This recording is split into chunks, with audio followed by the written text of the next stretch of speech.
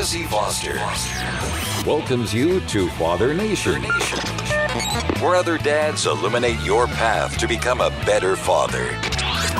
Prepare to enter into the man cave. And welcome to Father Nation. This is your host, Jesse Foster, and Father Nation is a podcast where I interview different dads about their experiences as a dad so that they can share their wisdom and experiences with you. Let their journey illuminate your path. Father Nation is also now on Live 365 Network. Check out live365.com and type in Father Nation. You can hear Dad Talk 24/7. We've got several shows on there besides Father Nation. We've got Mr. Dad by Armin Brott. Also Christopher Lewis's new podcast, The Dad Spotlight, along with Evan Banditson's Fatherhood is Leadership. So check those out again, live365.com, the Father Nation Radio Network. Today on the show, we've got Darryl Lyons. He's a lifelong Texan, and he's a co-founder and CEO of Pax Financial Group, but he's also a small business entrepreneur and co-founder of a radio show called Financial Mythbusters. And he's got a book out, 30 Small Business Startup Mistakes. Darryl, great to have you on Father Nation today as well. Talk business here and also fatherhood, of course. As we begin this show, let's hear a little more about kind of who you are as a dad. How many kids do you have? A little about your family and kind of what you do. Sure, I'd be happy to share. So I am in South Texas, San Antonio, Texas. I guess we're 2.5, 3 hours away from the border here. And really grown up in Texas and mainly the South Texas area. And I'll, again, share a little bit more about my story. Some people call it rags to riches. I don't know if either extreme really describes it, but it's a story nonetheless that a lot of people can relate to. So I'll make sure I share that in the story, and which has been built and put together in my latest book. My family, I'm married to a Caress. That's my wife's name. I mean, that's like Caress. How many people get to be married to a Caress? So that's kind of cool. So yeah, that's my wife. She's just a sweetheart, a Southern belle, and I'm really proud of her as a wife and a mother of our 4 children. So we have a 10-year-old, an 8-year-old, a 4-year-old, and a 1-year-old. My 1-year-old's about to turn 2, and I think we're about done. My vote doesn't count as much as my wife's, but I've been changing diapers for 10 years now, so ready to turn the next chapter and turn the next page for the next chapter. And I in the midst of all that, I run a business. We have 18 employees, and we've been one of the best places to work in the city. And my responsibility is not just to those employees, but to our customers. And then when I think back about the influence I have on the lives around me, there's a lot of children that are impacted by my influence. So when I lead people, whether it's consulting or advising or just leadership as an owner of a company, I do think about how people take that leadership and put it around the kitchen table and what that looks like. So I'm very intentional about leadership. It's really, they say everything rises and falls on leadership, and that's true, especially in the family. Yeah, that's very true. Not just in business, but in the family, leadership is key. And with your website, it's smallbusinessbigpressure.com. Can I talk a little more about this idea of small business and big pressure? Why the big pressure? Yeah, so now I didn't even really tell the listeners what business I'm in. So we advise people with their money, and we serve about 1,600 households and are responsible for managing about $300 million in people's money. And so we do the financial advisory work that's really needed today in the marketplace as people have information on the internet and they have blogs, which are opinions, but there's a delta of leadership, and so we provide that leadership through financial advice to really middle America. We don't really target the affluent. We target people who drive to work in an F-150, and so we're called to serve that community, and as a result of that mission, which is in our mission statement to serve middle America, we've been thriving, not just as a profitable and growing business, but also as one of the best places to work according to the San Antonio Business Journal for numbers of years in a row. Seventh largest city in the country, we've been recognized as one of the best places to work. And so what happened as a result of being one of the best places to work and growing is I had many business owners call me and my team and ask what's the secret sauce. And they could ask about marketing or operations or leadership or team or people or personnel. And I didn't really have much, but I did recognize that there was a lot of need for leadership in the small business entrepreneurial world. So I started teaching classes to the community for free, and those classes would fill up. And in fact, I was at capacity. I did one last week in my office. We can sit about 35 in our conference room, and we filled that up. So, but as I was developing the curriculum for the workshops, just to provide some leadership, I looked at the messy desk that I had and the piles of paper and the books that I was reading, and I go, I've got a book here. So I wrote a book, and it's called Small Business Big Pressure, and it really discusses what it means to be an entrepreneur, not only the playbook for how we do things in our company, but also my personal journey of experiencing the pressure along the way and how that's impacted my life as a man and a father. And so I end up being vulnerable, which is very difficult, and I wasn't confident that was something I wanted to do, but I felt called to go ahead and be vulnerable in the book and share some of the challenges I've had as an entrepreneur, a father, and a husband. So I have 3 different businesses. I have the book and all the stuff that goes with that, speaking engagements and book stuff. And then I've got my CEO leadership role as in financial services, and then we also do health insurance, and that's PAX Insurance Services, and that's another company that I run. So 3 different businesses. So that's everything I do. I don't play golf, so that's kind of what I do. I just have enjoyed just leadership in business for years and years and years, and then how that collides with the family is really critical to me. I take that serious. In fact, I take it so serious. I won't tell the guy's name, but it was one of the guys on Shark Tank, and I was at a conference, and he shared with the audience how he decided he made a commitment to separate from his wife, and he hasn't seen his daughter and doesn't see her very often. And he was talking about all his accolades and success, and I saw a guy that was missing out on the gem of life, and this little girl that wanted to be with her daddy. And so I made it a point to write him a letter telling him how, and I don't know if this impacted it or not, but telling him how he has it wrong. And there's nothing more important than that little girl that wants to be with her daddy, not the cars or the airplanes. It's just that little girl. I don't know if that got to him, but it's important enough for me to make sure that people know how important these little kids are. Yeah, I noticed on the kind of a headline under the Small Business Big Pressure, it says a faith-based approach to guide the ambitious entrepreneur. Is a lot of what underlies your philosophy coming from a faith perspective? Yeah, very much so. What happened was, I grew up we had a very difficult situation growing up financially, and it really created this ambition in me to not duplicate some of the challenges we had growing up. And we ended up in a little trailer park in Castroville, Texas, which is a small Texas town, and just from a long line of rednecks and good people, and I say rednecks tongue in cheek, they weren't all rednecks, but just you can kind of picture just some of the challenges of the family dynamic that I was a part of much growing up. And so when I went to college, I had a lot of ambition, and I took that ambition with me to the marketplace, and really became partner of the year, rookie of the year at a big Fortune 100 company. Was on the path to success in New York. And my attitude in life was mental toughness, extra effort. MTXE was the acronym that kind of drove me.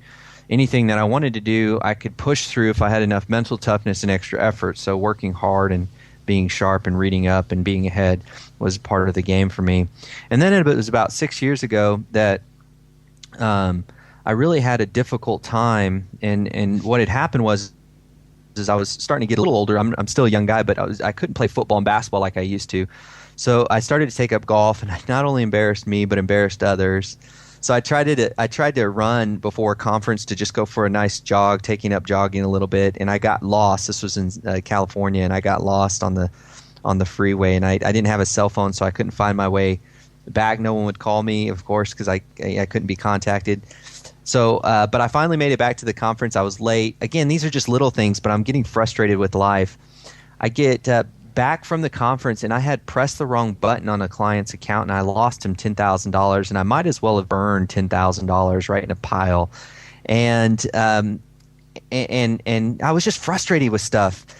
So that weekend, it was February, and I said, you know what? I'm gonna chill out. I'm gonna take my daughter to the grocery store. My wife, who's expecting our third child at the time, stays at home and rests with my son. So I take my 2-year-old Princess Claire to the grocery store, and we're in my SUV. I throw her in the back seat. She's all buckled up in her princess dress.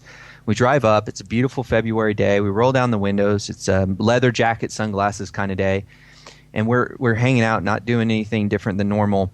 And she screams, and what she had done is she had kicked up the electronic button on the window, and she put her finger in between the window and the frame. And she's screaming, and so I swerved into the McDonald's parking lot. I thought I was going to have to punch the window down because it wasn't coming down on its own, but she released her foot, and the window came down, and her finger was severed. And there was blood all over her princess dress. And so I rushed over to the Baptist hospital, which was about a mile away. I get in there. I don't know my name, right there. What's your date of birth, sir? I don't know that. I don't even know my name. Just take care of my princess. And they take her in there. Dr. Chris Phelps keeps her overnight and successfully reattaches her finger, not without fear or anxiety. But that night, my wife lost the baby, which is our third baby. And so I'm in the midst of all this, and at this time, I cannot mental toughness, extra effort my way through this stuff. I had overcome adversity and challenges in family life and growing up and in school. I persevered through that and spent much of my life paying for school and getting good grades and just doing everything with excellence. But I cannot mental toughness, extra effort my way through this thing. So I call a guy up named Bill Lovelace, and he had run a business before but got out of the business to be in full-time ministry. And so I said, Bill, man, I don't know much about the Bible, but can you? I knew some, but he knew a little bit more, and he had some gray hair. So I sat down with him over a cup of coffee and a breakfast taco, which is kind of what we do in South Texas. And he was unpacking some things, but mostly listening. And I don't remember what he said necessarily, but it was as though God spoke through him, which I know some people think that's kind of weird, but I'm a Christian, and that's how I think. And it's as though that God said, "Are you done yet? Are you done living the life I never intended you to live, to put all this pressure and worry and confusion all on your shoulders? I never called you to live that way. I called you to have a relationship with me and to let me carry the worry so that way you could go and live life, an abundant life." And so at that point, I made a decision to really buy what Jesus was selling. And so I started to depend on him in everything that I did. And I felt that as I depended upon God more in all assets of my life, from a father to a business owner, I started to experience much more peace and less fear. And I became just a better leader and a better father as a result of that. So long answer to short question, but the book, A Faith-Based Approach, yes, the idea of faith wasn't introduced initially in my workshops, but I was told that the content of the book didn't authentically my passion for my faith, and so I did share that in there. But it's not a checklist of how to get more faith. It's just a checklist, not even a checklist. It's just a concept of trusting God more as we deal with all this pressure of being an entrepreneur and a father. Yeah, it's great. There's a lot of pressure when it comes to being a dad and entrepreneur. And sometimes, like you said, mental toughness, extra effort. Sometimes having mental toughness, there's only so much toughness we can have in certain situations before you can break down. And I think I would agree with you. We need faith in God to help you get through the difficult times in life, and just not to just go at it alone, so to speak. Yeah, I just put my stake in the ground that this is who I am, and I stopped waffling and stopped trying to put all the pressure on myself. I've actually found that as I'm just a little bit more authentic in my faith and less passive, I don't don't go out. I'm not a preacher. I don't know all this stuff. I don't know the theology and the Greek and the Hebrew. I study it and learn it more than I ever have before. But mainly, I just share who I am and my experience. And what I realize is that we're just all kind of dealing with the same stuff, and we will pacify our pain different ways. And the way I think about it is, we're all thirsty, and some of us will find stagnant water to drink from, and it'll satisfy the thirst for so long, but there's parasites in that water. So, for example, a father or an entrepreneur is just like everyone else, is dealing with anxiety, worry, and confusion. And in order to pacify that, we might decide that a bottle of whiskey is a good way to pacify it. But it's just drinking stagnant water. It eventually becomes a problem. And so we have to find out ways that we can ultimately work through this anxiety, water that's clean. And for me, the clean water was God. And so I just share that story, but many men are dealing with worry, pressure, and confusion. And so it's been a good. I've had a lot of good conversations with men along the way, and women, frankly, in many of the workshops that are just dealing with it. And we just, I'd rather deal with it together than isolated. Father Nation, you're listening right now to Darryl Lyons. He's with smallbusinessbigpressure.com. And Darryl, as far as maybe a resource that you've used as a dad, you kind of made an analogy there of water, about sometimes, it's like stagnant water, and you found maybe in the Bible, like, the living water, so to speak. Kind of, is there any other resources that you've used that help you become a better dad? Yeah, so I love podcasting, and I'm actually really have enjoyed. I've changed up the way I take in information. So when I read books on leadership, on business leadership. When I read magazines, I'm reading technical things like money management or financial planning, technical articles or economic articles. But when I podcast, I'm listening to stuff how to just be a better dad, how to be a better husband. So there's so many resources for fathering, and I think that when your listeners are going for a jog, listen to Father Nation. There's just so many nuggets on this from other people. So that's one, and that's a shameless plug for you. But also, I read a good book by a guy named Randy Frazee, who I've actually become friends with over the last several years, called Making Room for Life. And I tell you, I just got so overwhelmed with so many of the pulls of life of being a dad that has 4 kids, that's saying, your kids need to be an all-star baseball player if you don't start training them at age 8. Putting them in all these camps, and your daughter, if she's not a gymnast, and if you don't go to church 3 times a week, and if you don't have all these relationships in every parts of the city, and if the checklist of the social pressures is just overwhelming for anybody. And then at the end of the day, you're so busy you don't get a chance to even experience your child's growth or the questions that they have about life. And so Making Room for Life was just a good book by Randy Frazee that really helped me say it's okay to not just jump in with both feet into the suburban social pressures that are put on parents. It's okay, and here's how you make room for life. And so that's a great resource that I encourage people to pick up and dive through. It's a pretty easy book to read too. All right, well, I appreciate that plug, Darryl.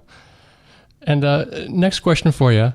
What's one habit that you have that makes you a better dad? I got to go back to my faith, because I think, and I'm going to give a practical solution in just a second, but I think that, when I am not patient, I recognize that I've decided to disconnect from God. And there's some scriptural references there. A vine branch relationship referenced in the Bible is a great relationship that talks about how when I'm disconnected from the vine, I get really impatient. But when I'm attached to the vine, then I get to experience the overflow of patience from God. So that's just a practical reference, because a lot of times we just get so busy and stressed out at work that patience is the last thing that we have. But when I get home, I think having dinner with the family is kind of important, and it's a lost art. And so, yeah, we get together, and yes, there's chaos with 4 kids around the table, and they don't want to eat their broccoli, which I get, but we get that stuff. But one of the things that we do around the table is I always ask them what the good part of their day and the bad part of their day was, and they're already ready to tell me. Like, even when I come in the door, they're like, okay, Dad, I know my good part, but I'm not going to tell you until I get at the table so I can tell everyone. And I think that's great because we get to celebrate as a family the good parts of their day. But I also ask for the bad parts so we can collectively as a family wrestle with challenges. And we need to have these principles established at this point in life. And my daughter the other day, she wanted to go to school and she had a gift. She's 8. She had a gift to give to a teacher. And she was embarrassed to carry the gift. She goes, Mom, I don't want to carry the gift. That's embarrassing. And I said, we didn't teach you a principle for decision making was embarrassment. That's not a principle for decision making. And so after that, she didn't argue because she knows how important that is. And so around the kitchen table is the not the establishments of principles, but the affirmation of our principles for decision making. And I think when we have real young kids, we put education higher than giving them roots, because when they get wings, if they don't have roots, they're gonna be subject to whatever society tells them to do. So it's really important around the kitchen table that we establish roots of principles for our children. And the system that I use is simply what's the best part and worst part of your day. And so hopefully that's a practical tool that your audience can take away. We find it to be valuable. We've been doing it for years. Having the two questions again, the best part of your day and the worst part of your day. I think you'll have nuggets out of that. And Darryl, usually at Father Nation, we also talk about a daddy dud, a time when you've made a mistake as a dad, but also something you've learned. You kind of mentioned there patience. Sometimes it's difficult to be patient as a dad. I think all dads struggle with that sometimes. Your kid's not eating the broccoli or whatnot. But what is one example of when you've kind of made a daddy dud? Yeah, and it's perpetual. I'm always daddy dudding, and just the latest one that I'm really trying to struggle with. So I'll just share with you what's on my heart is this little cell phone in front of me. I have it right in front of me right now. It has a blue casing on it. It's an iPhone, and I've got my Wall Street Journal on there. I've got my email. I've got my Facebook. I got my LinkedIn. I got my Twitter. I got my Google Plus. I've got my fantasy football.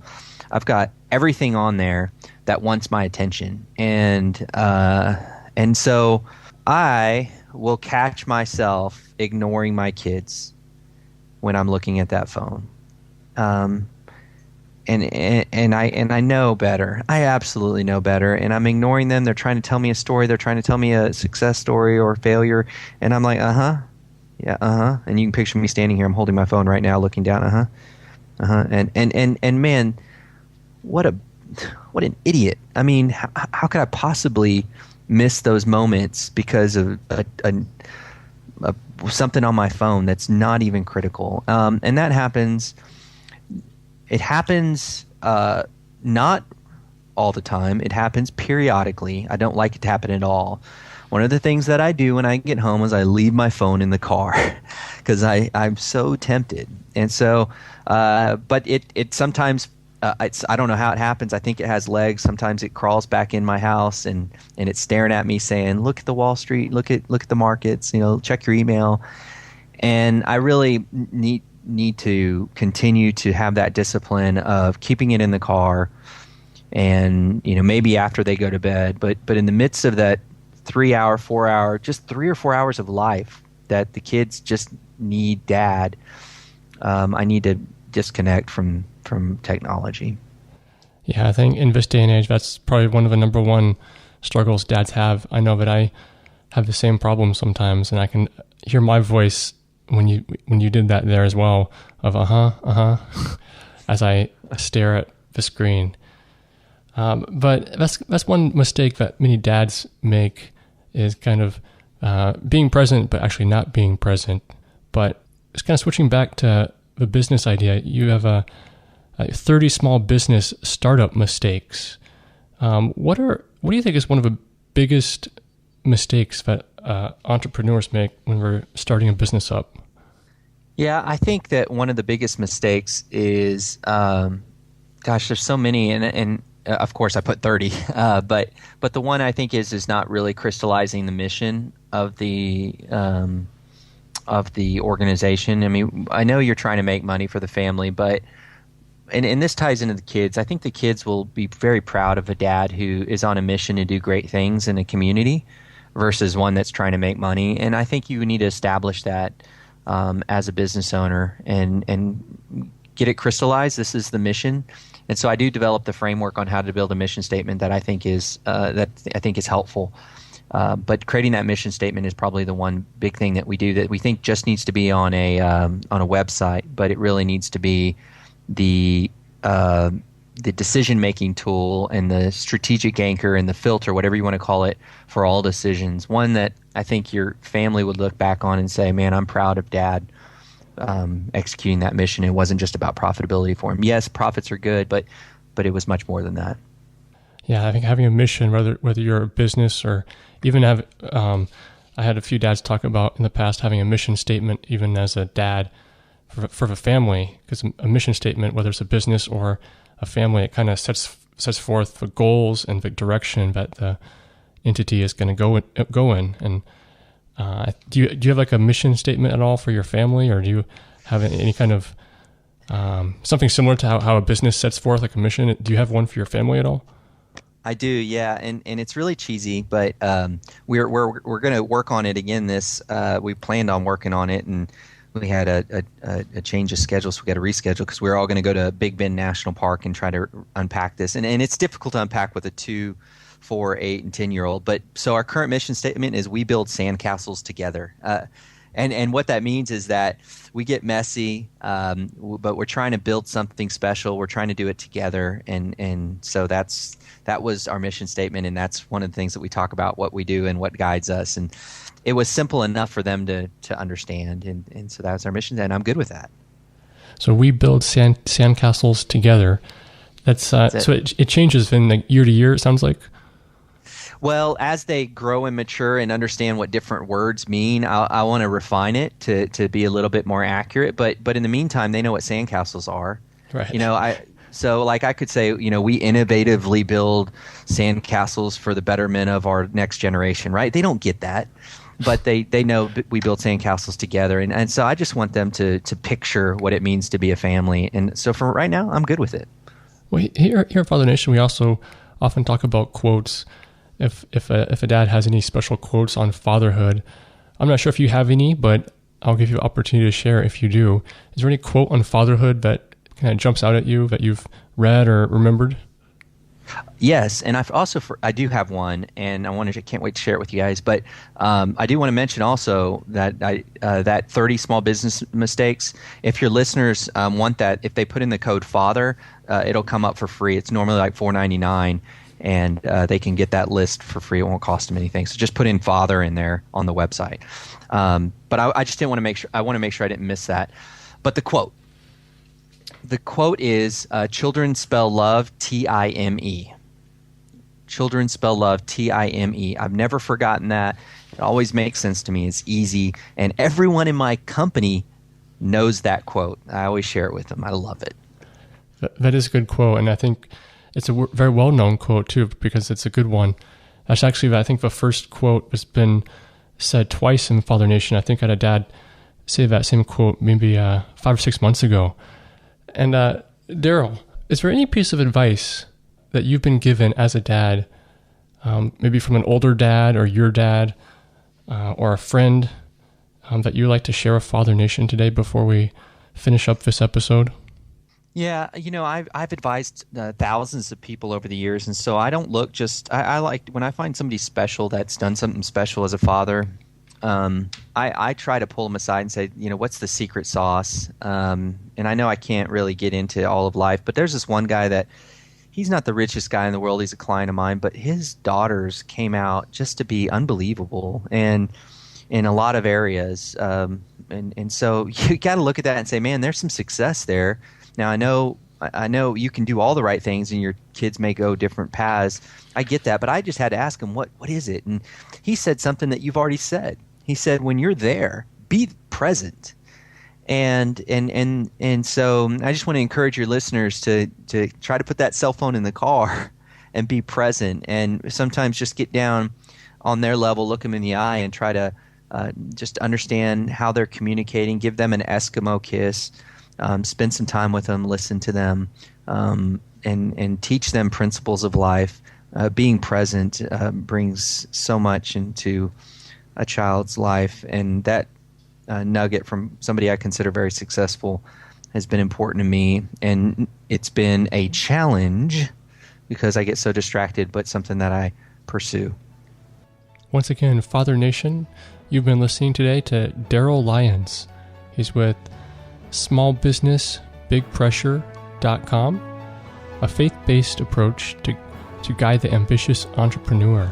And again, he mentioned there the 30 small business startup mistakes, a $5 value that you can get for free if you type in father. Is that correct, Darryl? That's correct. So again, smallbusinessbigpressure.com, and you can type in father. Darryl, thank you so much for coming on Father Nation today and giving us some of your wisdom and some of your stories.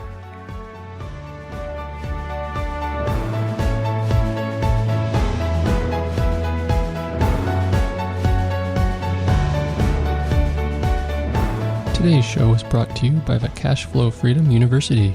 Ben Leibovich, who's been a guest on this program several times, is an accomplished entrepreneur, author, and real estate investor. In his Cash Flow Freedom University, Ben delivers comprehensive yet affordable financial literacy and real estate investing education. Having been able to secure his family's financial future, Ben teaches us the core concepts, tools, and techniques that have enabled his success, and can yours. Hundreds of people have benefited from Ben's Cash Flow Freedom University.